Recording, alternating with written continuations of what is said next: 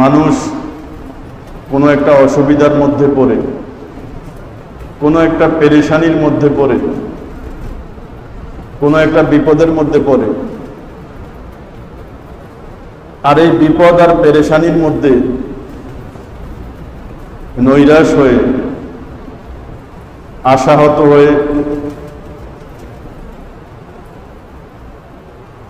এই পেরেশানিকে দূর করার জন্য, এই অবস্থা থেকে উত্তরণের জন্য, সাময়িক প্রশান্তি লাভ করার জন্য বিভিন্নভাবে চেষ্টা তদবির করে। আর এই চেষ্টা তদবিরগুলো অধিকাংশই হইল শরীয়ত পরিপন্থী।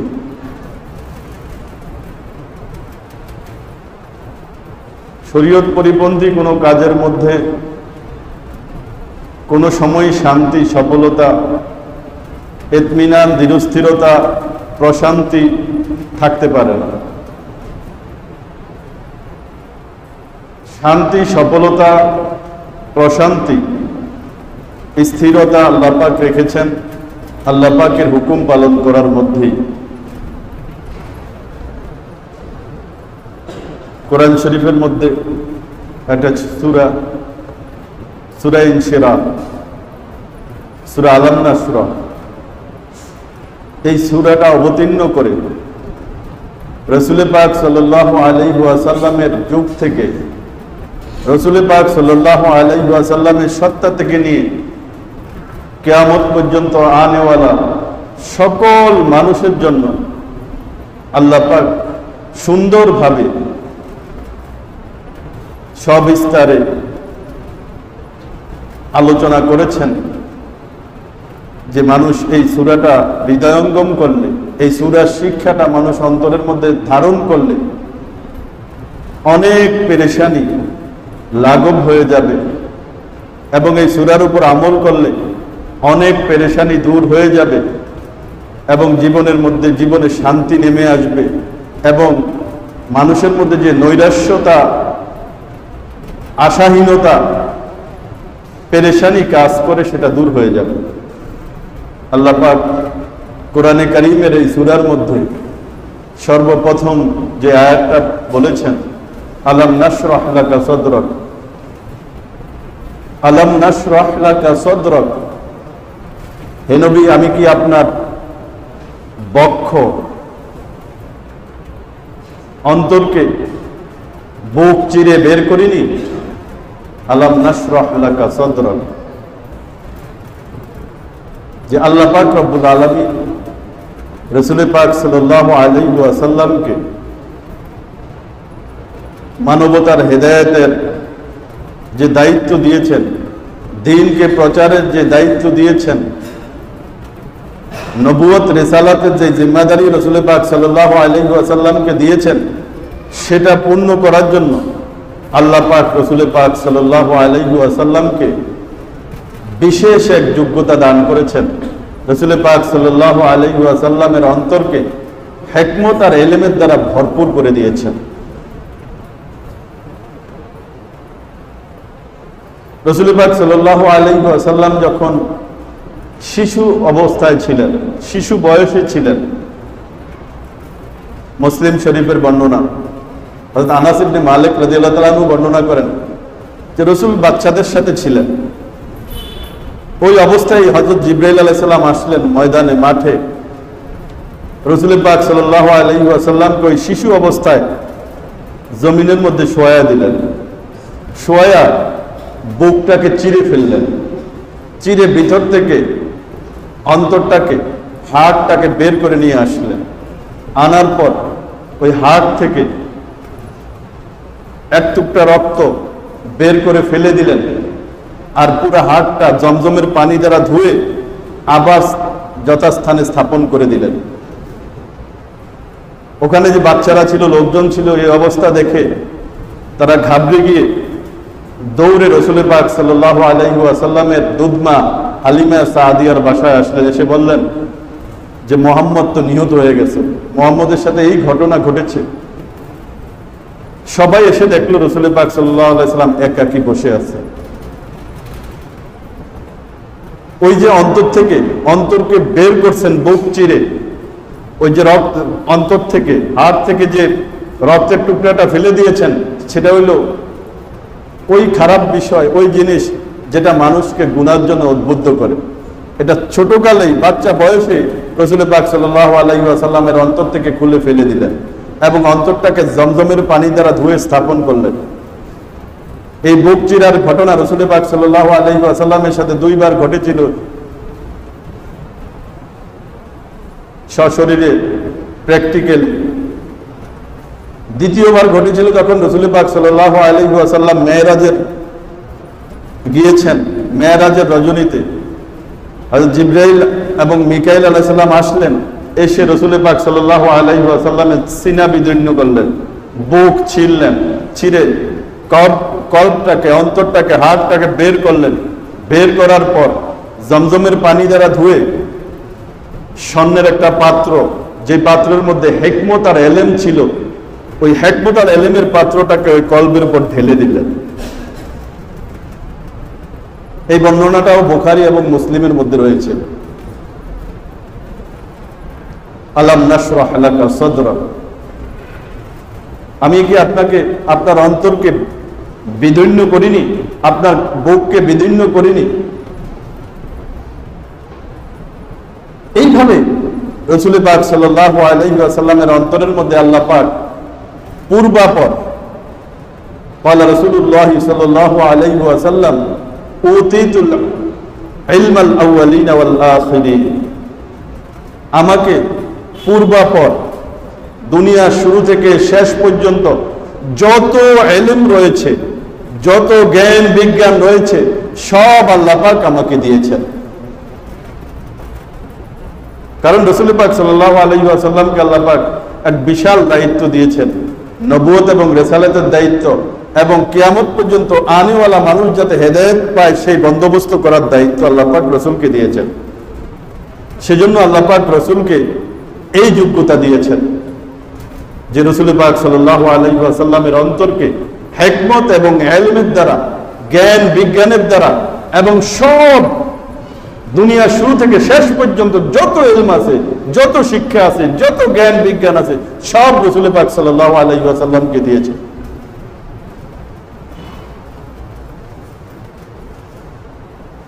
এজন্য রাসূল পাক সাল্লাল্লাহু আলাইহি ওয়াসাল্লাম এর ভিতরে আল্লাহ পাক এমন ঈমান আর এমন বিশ্বাস দিয়েছেন, রাসূল পাক সাল্লাল্লাহু আলাইহি ওয়াসাল্লামের এমন ঈমান আর ইয়াকিন ছিল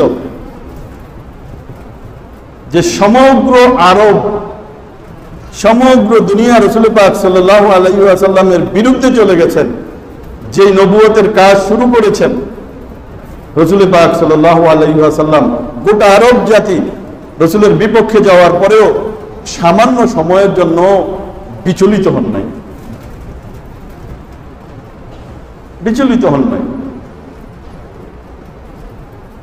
তার দিলটা এত বড় ছিল, এই হিকমত আর এই ইলম এত পরিমাণে আল্লাহ পাক ওনার ভিতরে দিয়েছেন, পূর্বাপর সব ইলম এত বড় ছিল, এত প্রশস্ত ছিল যে প্রাণের শত্রু যারা ছিল তাদেরকেও বুকে টেনে নিতে, তাদেরকেও আলিঙ্গন করতে কুণ্ঠাবোধ করতেন না। তার সামনে শত্রুরা, হিংসুকরা, নিন্দুকরা আসলেও রাসূল পাক সাল্লাল্লাহু আলাইহি ওয়াসাল্লামের ব্যক্তিত্বের সামনে মাথা নত করতেন। এজন্য আল্লাহ পাক যাকে যেই কাজের জন্য মনোনীত করেন, আল্লাহ পাক যাকে যেই দায়িত্ব দেন, সেই দায়িত্বের যোগ্যতাও আল্লাহ পাক তার ভিতরে দিয়ে দেন। আমি যদি মনে করি আমি ব্যবসায়ী, আমি যদি চাকরিজীবী, আমি যদি অন্য যে কোনো পেশার মধ্যে থাকি, এই পেশার মধ্যে, এই কাজের মধ্যে যে যোগ্যতা প্রয়োজন, আমি আমার ইচ্ছাতে, আমি আমার কৌশলে, আমি আমার যোগ্যতাতে ওই কাজটা নিতে পারি নাই, ওখানে আল্লাহ পাক আমাকে বসাইছে। আমি যদি সততার পরিচয় দেই, আমি যদি নিষ্ঠার পরিচয় দেই, তো আল্লাহ পাক অন্তরের মধ্যে আমাকে ওই কাজের যোগ্যতা আমার ভিতরে দিয়ে দিবেন। এটা ওই আয়াতের শিক্ষা। এই যোগ্যতা কে দেন? আল্লাহ পাকই দেন। আলাম নাশরাহ লাকা সাদরাক ওয়া ওয়াদা'না আনকা উযরাক আল্লাযী আনকাযা যাহরাক। এবং হে রাসূল ওয়াদা'না আনকা উযরাক, আপনার উপর থেকে আমি বোঝা, একটা ভারী একটা বোঝা আমি সরাইয়া দিছি, যেটা আপনার জন্য অত্যন্ত কষ্টদায়ক ছিল। এই ভারী বোঝার অর্থ হইল রাসূল পাক সাল্লাল্লাহু আলাইহি ওয়াসাল্লামের উপর প্রথম প্রথম যখন ওহী নাজিল হইত, এটা রাসূল পাক সাল্লাল্লাহু আলাইহি সাল্লামের জন্য খুব কষ্টকর ছিল। এত কষ্টের যে শীতের মৌসুমেও রাসূল পাক সাল্লাল্লাহু আলাইহি ওয়াসাল্লামের উপর যখন ওহী নাজিল হইত, তখন রাসূল পাক সাল্লাল্লাহু আলাইহি ওয়াসাল্লাম এই ওহীর ভারে ঘর্মাক্ত হয়ে যেতেন, ঘাম বের হইত, খুব ঘাম বের হইত। রাসূল পাক সাল্লাল্লাহু আলাইহি ওয়াসাল্লাম যখন এই ওহী নাজিল হওয়া অবস্থায় উটের উপর বসা থাকতেন, তখন এই ওহীর ভারে উট শুয়ে পড়ত। এতটা কষ্ট হইতো যখন শুরুর দিকে ওহী নাজিল হইতো। তো আল্লাহ পাক এই ওহী নাজিল হওয়ার যে কষ্ট, এই বোঝাটা আল্লাহ পাক দূর করে দিয়েছেন। ওয়াদা'না আনকা উযরাক আল্লাযী আনকাযা যাহরাক, যে বোঝাটা, যে চাপটা আপনার জন্য কষ্টকর ছিল, সেটা আমি দূর করে দিয়েছি। এই কষ্টের অবস্থা দূর করেন কে? আল্লাহ। যে কোনো বিষয়ে আমাদের উপরও যে কোনো মুসিবত এসেছিল, যে মুসিবতটা এখন নাই, যে ভারী বোঝাটা আমাদের মাথায় ছিল, এরকম অনেক পেরেশানি আমাদের ছিল যেটা নাই, এটা কে দূর করেছেন? আল্লাহ দূর করেছেন। এটা কে দূর করেছেন? আল্লাহ দূর করেছেন। ওয়া রাফা'না লাকা যিকরাক, পরের আয়াতে আল্লাহ পাক বলতেছেন যে আমি আপনার আলোচনাকে সমুন্নত করেছি। খুব খেয়াল করে শুনবেন এই জায়গাটা। আমি আপনার আলোচনাকে সমুন্নত করেছি, উঁচু করেছি। বুখারী শরীফের বর্ণনার মধ্যে রয়েছে হালের বড় ফিতনা। এই আয়াত এই জায়গাটা, এই আয়াতের ব্যাখ্যাটা একটু ভালো করে আমরা হৃদয়ঙ্গম করি। এটা বর্তমান জামানার এই হালের বড় ফিতনা। ওয়া রাফা'না লাকা যিকরাক, আমি আপনার আলোচনাকে সমুন্নত করেছি। বুখারী শরীফের বর্ণনা রয়েছে রাসূল পাক সাল্লাল্লাহু আলাইহি ওয়াসাল্লাম হযরত জিবরাইল আলাইহিস সালামকে জিজ্ঞেস করলেন, জিবরাইল ওয়া রাফা'না লাকা যিকরাক, এই আয়াতের ব্যাখ্যা কি? তখন জিবরাইল আলাইহিস সালাম বলেছেন, আল্লাহ পাক ইরশাদ করেন যে যেখানেই আমার আলোচনা হবে, যেখানেই আমি আল্লাহর আলোচনা হবে, যেখানেই আমি আল্লাহর আলোচনা হবে, সেই জায়গার মধ্যে আমি আল্লাহ আপনার রসুলের আলোচনার ব্যবস্থা করে দিব। সেখানেই আমি আল্লাহ আপনি রসুলের আলোচনার ব্যবস্থা করে দিয়েছি। এটা হলো ওয়া রাফা'না লাকা যিকরাক, আপনার আলোচনাকে আমি সমুন্নত করেছি। এই জন্য আল্লাহ পাক আজানে, ইকামতে, আত্তাহিয়াতু, তাশাহুদে, জুমার খুতবায়, যেখানেই আল্লাহ পাকের আলোচনা এসেছে, সাথে আল্লাহ পাকের রসুলেরও আলোচনা করেছেন। আব্দুল্লাহ ইবনে উমর রাদিয়াল্লাহু তাআলা আনহু বলেন, আব্দুল্লাহ ইবনে আব্বাস রাদিয়াল্লাহু তাআলা আনহু বলেন, রাইসুল মুফাসসিরিন ছিলেন, যে আয়াতের তাৎপর্য হলো যে আল্লাহ পাক যেখানে আল্লাহ পাকের আলোচনা এসেছে, সেখানেই আল্লাহ পাকের রসুলের আলোচনার ব্যবস্থা করে দিয়েছেন। আজানে, একামতে, তাশাহুদে, জুমার খুতবায়, সব জায়গার মধ্যে যেখানেই আল্লাহ পাকের আলোচনা এসেছে, সেখানে আল্লাহ রসুলের আলোচনাও আসছে। লাউহে মাহফুজের মধ্যে আব্দুল্লাহ ইবনে আব্বাস রাদিয়াল্লাহু তাআলা আনহু বর্ণনা করেন, লাউহে মাহফুজের মধ্যে এইভাবে লেখা আছে, লা ইলাহা ইল্লাল্লাহু ওয়াহদাহু দীনুল ইসলাম ওয়া মুহাম্মাদুন আবদুহু ওয়া রাসূলুহু। আল্লাহ তাআলার এক, তার কোনো শরীক নাই, তার মনোনীত দিন হলো ইসলাম, মুহাম্মদ সাল্লাল্লাহু আলাইহি ওয়াসাল্লাম হলেন আল্লাহ পাকের বান্দা এবং রাসূল। এটা লাউহে মাহফুজের মধ্যে লেখা আছে। যেখানেই একজন বিশ্বাসী, এই দুনিয়ার মধ্যে যত মানুষ যত কিছুই করুক, বিশ্বাসটা যদি পরিপূর্ণ না হয়, ঈমানটা যদি পরিপূর্ণ না হয়, তার জীবন ব্যর্থ। এই বিশ্বাসী হওয়ার জন্য, ঈমানদার হওয়ার জন্য যেমন আল্লাহ পাকের উপর ঈমান রাখা লাগে, আল্লাহ পাকের উপর বিশ্বাস করা লাগে, সাথে সাথে রাসূল পাক সাল্লাল্লাহু আলাইহি ওয়াসাল্লামের উপরও বিশ্বাস রাখা লাগে। কালিমায়ে তাইয়্যিবা, কালিমায়ে শাহাদাতের মধ্যে আল্লাহ পাক এটাই শিক্ষা দিয়েছেন। যে কোন ব্যক্তি যদি শুধু আল্লাহ পাকের উপর ঈমান আনে, রাসূলের উপর ঈমান না আনে, তো তার ঈমান পরিপূর্ণ হবে না। তো আল্লাহ পাকই রাসূলের আলোচনাকে সমুন্নত করেছেন। জিবরাইল আলাইহিস সালাম, বুখারী শরীফের riwayat বর্ণনা, জিবরাইল আলাইহিস সালাম এই আয়াতের ব্যাখ্যায় বলেছেন, আল্লাহ তাআলা বলেছেন যে আমি যেখানে আমার আলোচনা হবে সেখানে আপনার আলোচনাও হবে, সেই ব্যবস্থা করে দিয়েছি। একদল মানুষ এখন মিডিয়ার যুগ, ইন্টারনেটের যুগ, এক একটা কথা যদি এখান থেকে বলে দেই, সবার হাতে হাতে, সবার কানে কানে চলে যায় মুহূর্তের মধ্যে, যে আল্লাহ পাকের রাসূলের নামের সাথে যদি আল্লাহ পাকের নামের সাথে যদি আল্লাহ পাকের নাম উল্লেখ করা হয় তো এটা নাকি শিরক, এটা নাকি শিরক। আল্লাহ পাকের নামের সাথে আল্লাহ পাকের রাসূলের নাম উল্লেখ করলে শিরক হয়, এটা কোরআন এবং কোনো হাদিসের মধ্যে, কোনো আয়াতের মধ্যে কেউ দেখাইতে পারবে না। মন গড়া আল্লাহ পাকের রাসূলের নামের সাথে আল্লাহ পাকের নামের সাথে আল্লাহ পাকের রাসূলের নাম উল্লেখ করা, পাশাপাশি উল্লেখ করা, এটা যদি শিরক হয়, শিরকের সম্পর্ক কিসের সাথে? শিরকের সম্পর্ক অন্তরের সাথে, দিলের সাথে, বিশ্বাসের সাথে। আমি যদি আল্লাহ পাকের রাসূলকে আল্লাহ পাকের সমকক্ষ মনে করি, আল্লাহ পাকের মতো ক্ষমতাবান মনে করি, সেটা হলো বিশ্বাসের জিনিস, আকীদার জিনিস, অন্তরের জিনিস। আর এটা হলো জিকির। ওয়া রাফা'না লাকা যিকরাক, আপনার আলোচনাকে আমি সমুন্নত করেছি। এই আয়াতের ব্যাখ্যায় বুখারী শরীফের বর্ণনা, জিবরাইল বলেছেন, আমি যেটা আগেও বলেছি, যেখানে আমার আলোচনা হবে সাথে সাথে আপনার আলোচনার ব্যবস্থাও আমি করে দেব। আর মন গড়া মতো মাঝখানে কোনো শব্দ না আইনা যদি সাথে সাথে আল্লাহ পাকের নামের সাথে আল্লাহ পাকের রাসূলের নাম উল্লেখ করা হয়, এটা শিরক হবে। হাজার হাজার মানুষকে মুশরিক বানায় দেওয়া হইতেছে, হাজার হাজার মানুষকে বেঈমান বানায় দেওয়া হইতেছে এই সমস্ত স্লোগানের দ্বারা, এবং মানুষ এই সমস্ত জিকির থেকে বিমুখ হইতেছে।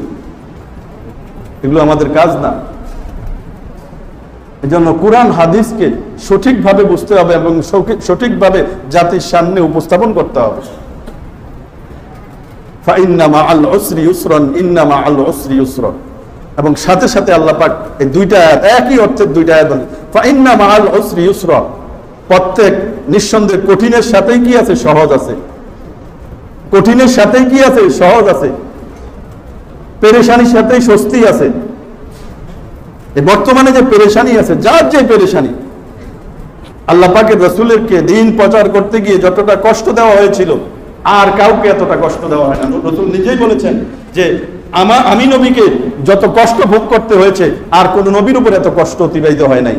আল্লাহ পাক সান্ত্বনা দেওয়ার জন্য রাসূলকে এই আয়াত নাযিল করেছেন, ফাইন্না মাআল উসরি ইউসরান, ফাইন্না মাআল উসরি ইউসরান, ইন্না মাআল উসরি ইউসরা। প্রত্যেক পেরেশানির সাথেই আছে স্বস্তি, প্রত্যেক কঠিনতার সাথেই আছে সহজ। দুইবার বলেছেন আল্লাহ পাক। হে রাসূল, আপনি ঘাবড়ানোর কারণ নাই, এই যে কষ্ট, এই পেরেশানি সাময়িক, এটার পরেই সহজতা আছে। আল্লামা বগবী রাহমাতুল্লাহ আলাইহি বলেন তাফসীর, তার বিখ্যাত তাফসীরের মধ্যে, যে একটা গর্তের মধ্যে যদি কেউ অস্বস্তির মধ্যে পড়ে, পেরেশানির মধ্যে পড়ে, ওই গর্তের মধ্যে তার শান্তি আছে, স্বস্তি আছে। মানে অস্বস্তির সাথে, পেরেশানির সাথে স্বস্তিটা, শান্তিটা এতটা কাছাকাছি, সহজতাটা এতটা কাছাকাছি। রাসূল পাক সাল্লাল্লাহু আলাইহি ওয়াসাল্লামের জীবনে ঘটেছেও তাই। মক্কা থেকে শুধু একজন সাথী, আবু বকর সিদ্দিক রাদিয়াল্লাহু তাআলা আনহুকে নিয়ে মদিনায় হিজরত করেছেন, একজন সাথী। এর 8 বছর পরে মদিনায় প্রত্যাবর্তন করেছেন 10,000 সাহাবী নিয়ে, এবং বিজয়ী বেশে। যে মানুষগুলো রাসূল পাক সাল্লাল্লাহু আলাইহি ওয়াসাল্লামকে 13 বছর কষ্ট দিয়েছে, এমন কোন নির্যাতন নাই যেটা রাসূলের উপর হয় নাই। এই ধরনের মানুষগুলোকে আল্লাহ পাকের রাসূল ক্ষমা করে দিয়েছেন। 10,000 সাহাবীকে নিয়ে মদিনায় প্রবেশ করেছেন বিজয়ের বেশে। তার 2 বছর পরে যখন বিদায় হজের ভাষণ দেন, তখন রাসূল পাক সাল্লাল্লাহু আলাইহি ওয়াসাল্লামের সামনে 1,24,000 সাহাবায়ে কেরাম ছিলেন। 1,24,000 সাহাবায়ে কেরাম ছিলেন। ফাইন্না মাআল উসরি ইউসরা, ইন্না মাআল উসরি ইউসরা। কঠিনের সাথেই কি আছে? সহজ আছে। সুতরাং যে অবস্থার মধ্যে থাকি, এই কঠিনের সাথে সাথেই সহজ আছে, এই পেরেশানির সাথে সাথেই স্বস্তি আছে, এটার মধ্যে কোনো সন্দেহ নাই। এই জন্য এই পেরেশানির মধ্যে পড়লে অন্য জায়গার মধ্যে, ভিন্ন জায়গার মধ্যে স্বস্তি খোঁজা এটা বোকামি। মানুষ পেরেশানির মধ্যে পড়লে মদ খায়, নেশা করে, সিনেমা দেখে, নাটক দেখে, বিভিন্ন ধরনের অশ্লীলতার মধ্যে লিপ্ত হয়। এগুলোর মাধ্যমে যদিও নাকি সাময়িকভাবে পেরেশানি ভুলে থাকে, কিন্তু এটা দূর হয় না। পেরেশানি দূর হবে ফাইজা ফারাগতা ফানসাব, তুমি তোমার যে দায়িত্ব আছে, তোমার ফরজ ইবাদত আছে, দুনিয়ার কাজকর্ম আছে, এগুলো থেকে অবসর হওয়ার পর তুমি নফল ইবাদতের মধ্যে আল্লাহ পাকের কাছে কান্নাকাটি করার মধ্যে লিপ্ত হও। ফাইজা ফারাগতা ফানসাব ওয়া ইলা রাব্বিকা ফারগাব, এবং আল্লাহ পাকের দিকে মনোনিবেশ করো, আল্লাহ পাকের কাছে দোয়া কান্নাকাটি করো। পেরেশানি দূর হয়ে যাবে। আর তুমি যেটার মধ্যে পেরেশানি দূর হওয়া খুঁজছো, এটার মধ্যে আরো পেরেশানি আছে, তোমার পেরেশানি বাড়বে। তোমার পেরেশানির সাথে সহজতা ছিল, তোমার পেরেশানির সাথে স্বস্তি ছিল, কিন্তু তুমি অন্য কিছুর মধ্যে এই স্বস্তি খুঁজে তোমার এই সাথের পেরেশানি স্বস্তিটাকে আরো দূরে সরাইয়া দিছো। আল্লাহ পাক আমাদেরকে বুঝার তৌফিক দান করেন।